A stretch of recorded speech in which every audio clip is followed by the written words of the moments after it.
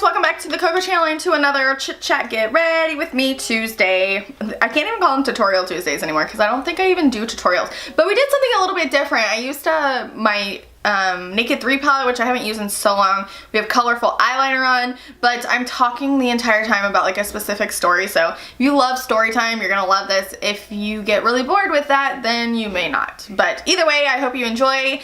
If you are new, hello and welcome. My name is Brittany Cocco. You are watching the Cocco channel. Please subscribe if you're not already, and I'll catch you guys in my next video.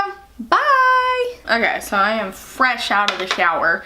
I'm gonna go ahead and smooth out these pores. And I had Nessa ask me if the Farsali essence was worth it, and I honestly don't know. Like, worth $50? I don't know.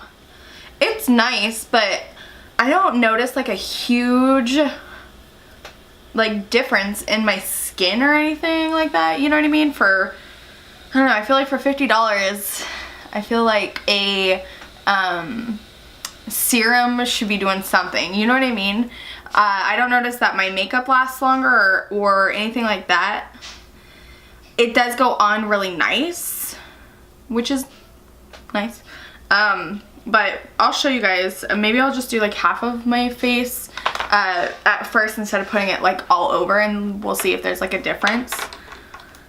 Because I'm pretty sure it was like $54. It smells really nice and it does feel really nice. It doesn't feel oily or anything like that, but again, I have really dry skin right now. Man, does it smell good. Alright, so let's let that soak in. And do you see a noticeable difference in my face? Aside from the fact that it's a little bit luminous, but I mean, it's a serum. It's gonna be luminous. I don't know, do you guys notice a difference? I don't. I don't think it would be something that I would repurchase, honestly. I'm not mad that I have it, you know what I mean? Like, obviously I would return it if I was like, this doesn't do anything. It feels really nice, it smells really good. And like I said, my makeup does go on nice with it, but I don't feel like it's anything magical, really. What is magical, however, is this freaking cushion foundation. I showed you guys this in 2 weeks ago Sunday Funday haul. This one, and I have the black one. This one goes on much nicer than the black one. Like the actual foundation, not the coloring or anything, but like the foundation. I don't notice a huge difference in the coloring specifically, but it is so nice. And it's not like full coverage, but it like covers up my redness and gives me like a nice blank slate. And as you guys see, I'm just like going in straight with my beauty blender. For those of you who maybe missed my Sunday Funday haul and have absolutely no idea what I'm talking about, this is the Beauty People Cushion Foundation. Absolute Radiant Girl Cushion Foundation. This is the one in Natural Beige number 21. This is a Korean brand and I freaking love this foundation so much. I'm so glad that I got it. Albeit I did have to go on eBay to freaking find the thing because the Beauty People website was sold out, I think. Like I said, it was really hard to understand. Like, cause they have some things in English, but it was like, I don't know, maybe it doesn't translate correctly, you know? Stuff like that. So anywho, I love this foundation so much. Can't believe today's already the 20th. I need to start thinking of my monthly favorites. That's definitely gonna be in there. Going in with Shape Tape. I know you guys are probably sick of seeing me use it, but these dark circles, you guys, these dark circles. I don't know what it is, but I can't sleep worth crap lately. I like toss and turn all night long. And we put our bed in the house, and so I don't know what it is. Like, just too much on my mind probably. You know how that mom life is, like, just your brain just doesn't shut off at all. So I wanted to talk to you guys about something else. I feel like we have a really great discussions here about like real stuff, not just makeup, which I love about my subscribers. I'm gonna use my Model Zone powder again because I freaking love it and it looks really great on my skin and doesn't look crepey like the Laura Mercier or the flower one. I freaking love this powder too. Anyway, so this is gonna sound so weird, but my mom's dad passed away. Which I'm not laughing, but it's just so weird because we haven't talked to him in a really, really long time. Like, it was definitely an estranged relationship. And so, I don't know. There's just like so much drama going on now because there's like other family members that were in his life. So my mom's like one of 2 children. She has an older brother. And that's it. Him and my grandmother were divorced when I was like young, you know. And so he has a brother. My grandfather has a brother. And they were really close like throughout their whole lives, but his brother's a piece of crap. And so he had children and then they had, you know, he has grandchildren.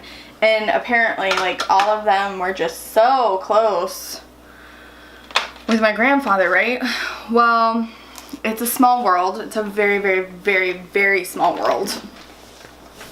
And so we used to live in Las Vegas, and my great-grandmother, which would be his mom, used to live in Vegas, and he lived in Vegas. Well, they moved to Mesquite, Nevada, which is still part of Clark County. Well, my mom has a friend who works at the coroner's office who got the call to go all the way out to Mesquite, which is like an hour away from Vegas. And obviously, like, my mom, like I said, and him had an estranged relationship, and so she doesn't talk to him about him to any of her friends or anything. So this, you know, friend of my mom's, like, went up there not knowing that it was my mom's dad or anything like that. You know, he didn't have any pictures of my mom up or my uncle. Neither one of his children talked to him. My uncle or my mom talked to their dad. So, you know, she has no idea. And so my grandfather's brother lives with him, and so, you know, she goes up there and she's like asking, going about her job, doing what she needs to do. Oh, I'm using my J'adore Le Soleil from Laura Mercier bronzer. So she's like going about her business, you know, doing what she has to do and asking all the questions she has to ask. Regular procedure. And so she said, okay, well, I have to notify next of kin, you know, does he have children? And he said yes, but, you know, it's estranged. And she's like, okay, that's, you know, not unheard of, pretty common, especially with 2 dudes living in a trailer in the middle of Mesquite, which is like a super small town. Anyway, so I'm using Fetish from Urban Decay. So she says, you know, what are their names? And he says Rick and Dawn. She has no idea what my mom's maiden name is. Still doesn't know it's my mom. Asks, you know, what the best way to contact them is, and he says he honestly has no idea because, like he said, they don't talk. So I'm gonna go in with the Ofra Beverly Hills highlighter and my Wayne Goss O2 brush. She's asking him all of this, and she says, okay, well, he said, I remember Rick's, you know, my mom's brother. I remember the boy's birthday, but I don't remember the girl's birthday. It's sometime in July. So he says, like, my mom's middle name, and says, but I can't remember her last name because she's married and this and that. Well, this girl knows my mom's middle name, and she's like, it's a pretty unique, you know, name. And she's like, wait a minute, well, what is happening? So she says, it's her birthday, such and such date. And he goes, yeah, it is. She's like, okay, I used to work with her a really long time ago. I'm gonna go ahead and do my brows, and I'll be right back. Okay, brows are done. I'm gonna go in with my Naked 3 palette because I can't remember the last time I used it, honestly. So anyways, so she finds out it's my mom, and this was yesterday that he literally just woke up or literally just didn't wake up. Which I know it might sound like I'm being insensitive, but I literally, it's like saying somebody that you don't know died. Like, you don't really have an emotion about it. You don't know them, you know what I mean? Like, obviously I'm sad that this person passed away, but I literally don't have a relationship with them, don't know them. So anyways, so we're at swim school and I get a Facebook message from this friend of my mom's who we literally haven't talked to in like 7 years. And so it was like, Brittany, it's, you know, so-and-so, please give me a call. It's an emergency. Well, there's like all this stuff going around that's like, you know, hacking, and so I thought it was like fake because we literally haven't talked to this lady in so long. And so then I have 2 missed calls from a 702 number, which is Vegas.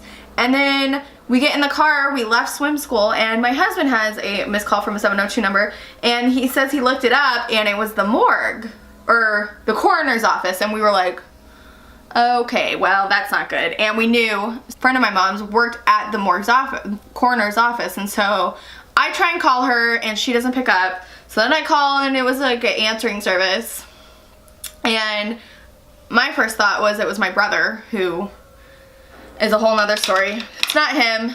I say that it's, my mom gets on the phone and she says that she has a, you know, contact there, and they ask for her name and they said, oh, she's still here. So they transfer her over to my mom, and my mom over to her rather, and says, oh, I was still on the phone. And so she goes, Brittany, it's so-and-so, it's not your brother. And I was like, okay. And she says, but I need to get in contact with your mom. It's her dad. He's passed. And I was like, hold please. And handed the phone to my mom. She gets like the whole story of, you know, this friend going out there. She has possession of his wallet. She has possession of like an envelope full of cash, keys, registration, and insurance to a vehicle, and also the keys that go to the vehicle have a lockbox key on it from a bank, like a safety deposit box. So she tells my mom all this. She goes, what I'll do is I have to send you a form, you'll fill it out, and I'll just mail it to you.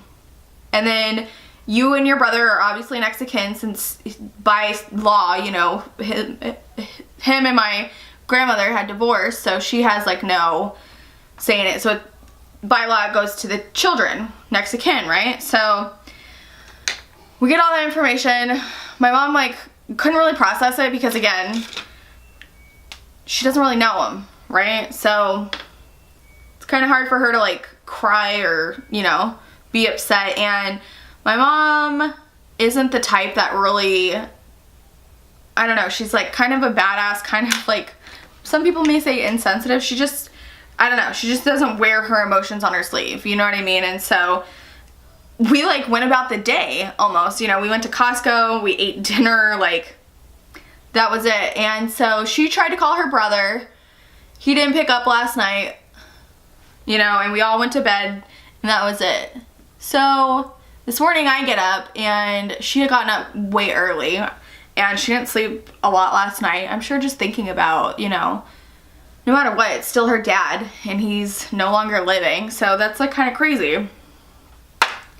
So she talks to him, and he's like, listen, let's not tell mom everything, you know. And he's like, I don't care what you want to do. Like, do you want me to come out there? He lives in Indiana. He's like, do you want me to come out?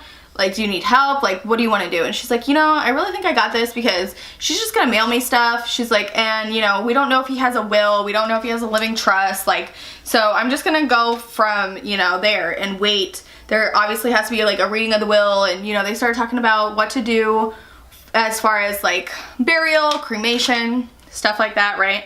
So then, as I'm talking to my mom, she gets a phone call from the coroner's office, and it's not her friend, and it's her friend's supervisor. So she tells my mom that they can no longer mail anything, that, and she doesn't say anything except, you know, what she could do is, what happens if my mother doesn't go in the office in Las Vegas, which is like 5 hours away, that what happens is like the cash that was in an envelope gets deposited into Clark County, you know, Treasury, and they would have to cut her a check, which takes like 8 to something 16 weeks. It was something astronomical like that, like something that doesn't even make sense, you know. And this and that, and my mom was like, well, no. And oh, that was it. She had like the wallet and the watch, which I think she had more nostalgic value towards, instead of like, it's not like my mom's gonna go hawk it, you know what I mean, or try and get something for it monetarily. Like I think she wanted it either for my uncle or for herself, you know what I mean. Like she wanted his wallet and his watch to hold on to, like a keepsake. So she tells her this, and so now we're confused, like wait, now my mom has to go to Vegas today, otherwise, you know, it's kind of like lost in the wind pretty much. It's how the system works. And, you know, that's pretty much it. And so we're trying to get a hold of her friend, and she didn't pick up. And so my mom and dad are like, well, let's not drive. Let's just fly. It's literally an up-down flight from here to Vegas. It's, I think, less than an hour, or maybe just add an hour. But same day flight out. Like, so they're leaving today and they're coming back today. Like, it wasn't cheap. And they probably wouldn't even have that much from him. Anyway, not that that matters. So they're like trying to book flights. My mom like hopped in the shower. It was like super stressful, right? And finally got a hold of the friend. What happened was the brother who's living there got really weird. You know, which typically happens with death, because automatically it's a certain type of people are already saying, I deserve this, I need this, this was mine. And like I said, the brother wasn't anyone that was a good citizen of society. Apparently my grandfather like supported him because the trailer was in his name. And he got, you know, he was like in his 70s, he got Social Security and everything like that. So he starts asking, I guess, we got like the full story of what happened when she went over there, and he started telling her like he needed to notify Social Security that he wanted to do it, that she didn't have to do it. And oh, this is the Marc Jacobs highliner in Overnight, yeah. And that he didn't want to get in trouble for doing something he shouldn't, and that's why he wanted to do it. And she's like, you're not gonna get in trouble if you don't do anything, you know. And so then he like starts telling her that he needs the safety deposit box key off of the truck keys, and she says no, I can't give that to you. And she was like super professional, even though she knew my mom, you know, she still had a police officer with her there the whole time, which is procedure to make sure like these people aren't taking anything. But that is her job, is to secure personal property, you know what I mean, from like vagrants or other family members, whatever, what have you. And it's not like she could go rifling through the whole entire house and like take valuable antiques or, you know, anything like that. It was just, she saw the envelope full of cash, took that, vehicle, took that, you know, wallet, and I think the watch was on his person, is what she said. So, not him, but his grandson called the coroner's office and filed a complaint against my mom's friend, saying that she took things that didn't belong to him, and which is not the case. Like, everything's done by procedure. Like, you know what I mean? It was his wallet, his ID, his, you know, bank cards or whatever was in there. I don't know.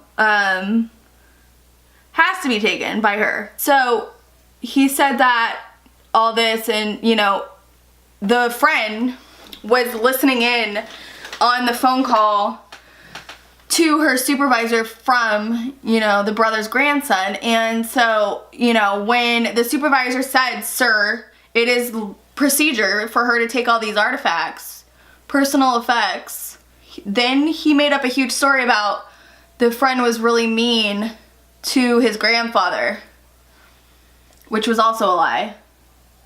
Because again, there's witnesses. It wasn't just her. They have to have an officer there.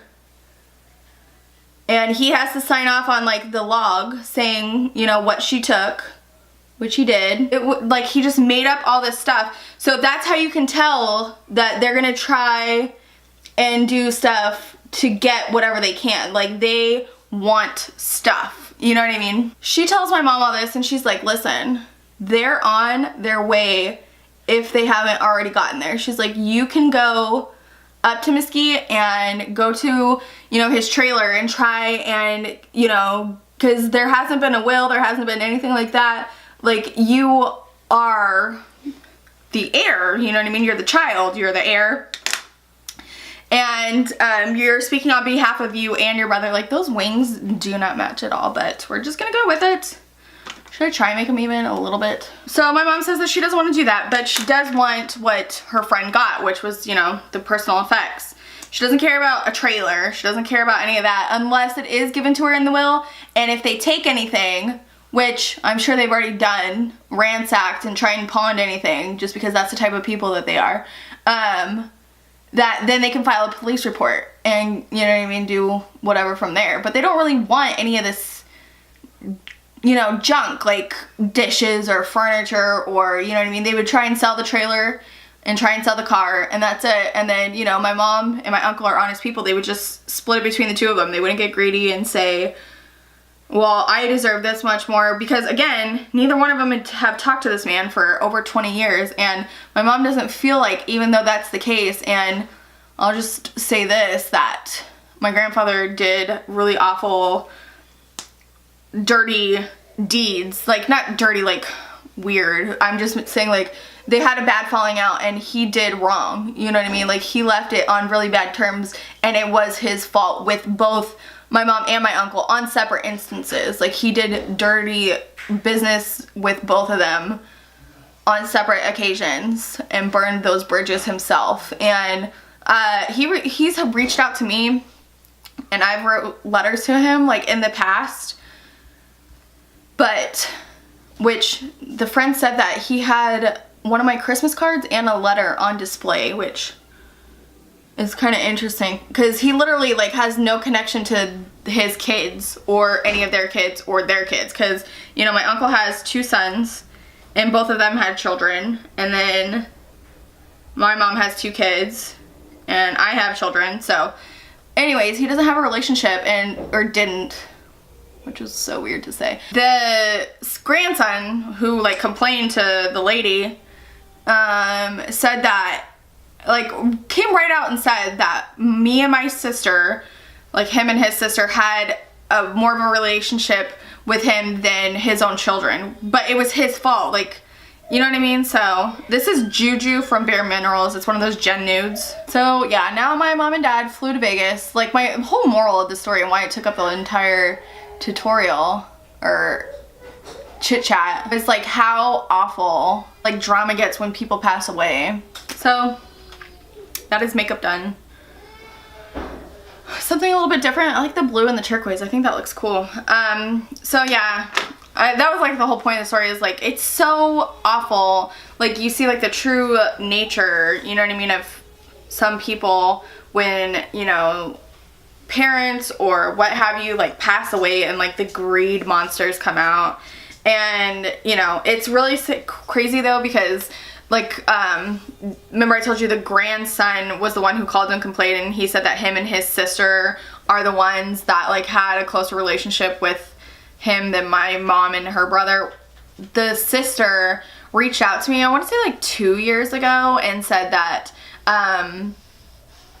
you know, he thinks about us and talks about us all the time and how much he still loves us and this and that, and she would love to like build a relationship, but they're the ones that now that he's dead like are going after all his stuff and like want everything. So I'm just saying. So let me know if you have like similar stories, because I know it happens to everyone. I really do. I know so many different stories like just within my family of stuff like that have happened when somebody has passed away, and it's still so weird that he's gone, because I don't know, we just didn't know him. So I'm sorry if I seem insensitive, like this dude died, or I'm giggling, but I really didn't know him. I know that sounds super insensitive, but plus I'm a little bit different about death, so it's kind of weird anyway. So anyways, that's it for this chit chat. Get ready with me. Sorry if it was boring this week, but I feel like we have different topics. A lot of them have been death so far, but we'll get the beat back up next week, okay? Okay. Love you guys. I hope you enjoyed, and I will see you in my next video. Bye!